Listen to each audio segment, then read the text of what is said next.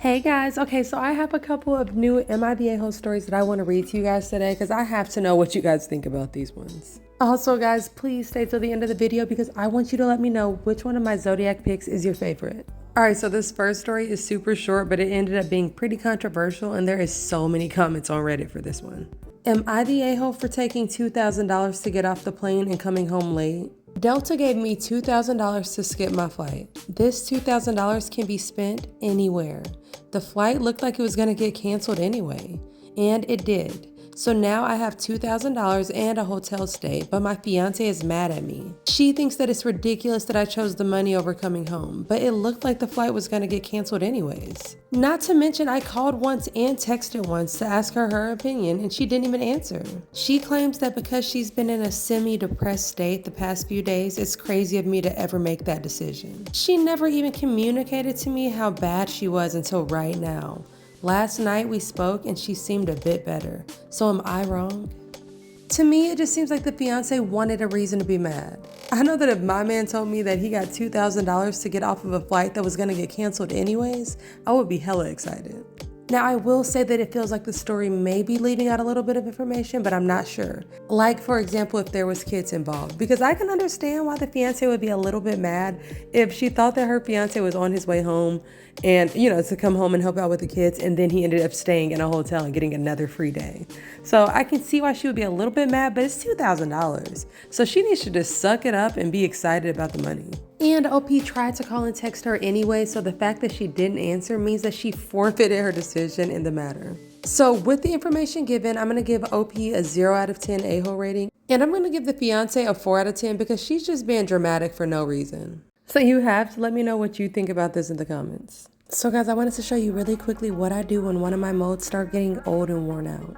So this mold got really old and it ripped on my port pick and it did not look nice and shiny, so I had to use some of my triple thick clear glaze and I spray that on it. When you spray it on, it may look a little cloudy, but when it dries, it is so shiny. You can get that triple thick glaze at Walmart or Amazon. I'll add the link to my link tree, so check it out. Okay, anyways, back to the stories. Okay, so story number 2 sounds really bad, so you guys let me know what you think. Am I the a-hole for kicking out my pregnant teenage stepdaughter over my cat? So I, 35 female, have been with my 45 male fiance for 3 years now, and he has 2 kids. A daughter, 22, who's a lovely girl, and another daughter, 19, who I'll call Kim for the sake of the post. Kim has always had a bad attitude to everyone, especially me.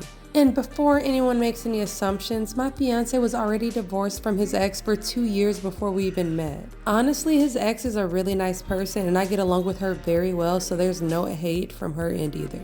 Kim is 3 months pregnant and living with us because we have more room for her and the baby. The baby daddy stays sometimes and he has 2 jobs along with his studies, so it's mainly been me who's taking care of her. So the main issue today, her boyfriend came over, so my fiance suggested that we let them have the house to themselves. So we went for a walk. About 2 hours later, I came home and noticed my cat missing. The cat who Kim hated and wanted me to get rid of. I asked her where he was and Kim said that he ran out of the door, which I knew was bullcrap. Whiskey is an old cat who even wouldn't go on the porch if I didn't bring him. So I took it upon myself to check the Ring camera, and as I suspected, Kim threw Whiskey out and ran off. My fiance tried saying that Kim is pregnant and her hormones are all over the place, and pregnancy brain messes with women, and that he was gonna bring up getting rid of Whiskey for the baby's sake anyways. I was in tears till I looked over at Kim with a smug, satisfied look on her face. That's when I freaking lost it.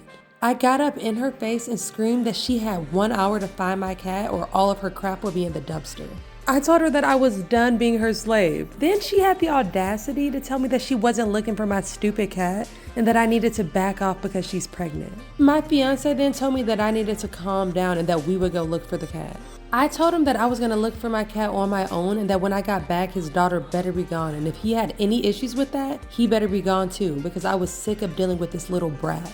I was just saying what everyone else was thinking. Everyone, including her own parents and boyfriend, avoids her. I never gave them a chance to respond. I just walked out, but I did hear her crying though. The good news is that I did find my cat, but it took 20 long minutes to find him. When I got back home, they were both in the living room and my fiance said that he wanted to talk. But first, he said that I owed Kim an apology. I told him to go F himself and that she better start packing. She's at her boyfriend's family's home now as far as I know, and my fiance still isn't talking to me. Wow, guys, this whole family seems extremely toxic, but this story has an update, so let's see if it makes it better or worse. So now my ex-fiance's oldest daughter reached out to me to ask my side. I'll call her Kate. She's an animal lover like myself. Her father asked to stay with her for a few nights because he said that I was having a breakdown over my cat. He basically made it out to seem like the cat escaped, and then I went after poor Kim for not trying to catch him in her condition. Now, Kate is a really smart girl and she can spot bullcrap from a mile away, and obviously she knows how her sister can be. So she ended up calling Kim to ask her side. Kim ended up opening up to her sister and saying that her and her dad planned on getting rid of the cat, but her dad was being too much of a, in her words, pussy to do it. So they got in a fight about it, and then Kim ended up just kicking him out into the yard. Kate told me that with the way Kim is talking about me and Whiskey, even if she doesn't move in, she's probably gonna try and do something to Whiskey for revenge. So I decided to listen to Kate, my friends, and the vet, and his assistant, and everyone here, and I called off the wedding. We were supposed to get married in a few weeks, but I ended up breaking up with my fiance through text. I honestly don't give a crap if that's immature or cruel. Then I told him that I boxed up his stuff and I'll leave it for him to collect in a few days. As for Whiskey, I told my ex to make sure to let me know when he's coming so that I could lock Whiskey in the room for safety. Then immediately after he leaves, I'm changing the locks. Now the begging and bullcrap promises have already started, but my mind's been made up and I'm done being an at-the-moment slave for him and his spoiled brat of a daughter. Whiskey is fine, by the way, just a little shaken, but he's curled up in my lap, refusing to move. Oh my gosh, both the daughter and her father are 10 out of 10 a-holes, and he absolutely deserves to be single. Let me know what you guys think in the comments, and also don't forget to pick your favorite pick. All right, besties, deuces.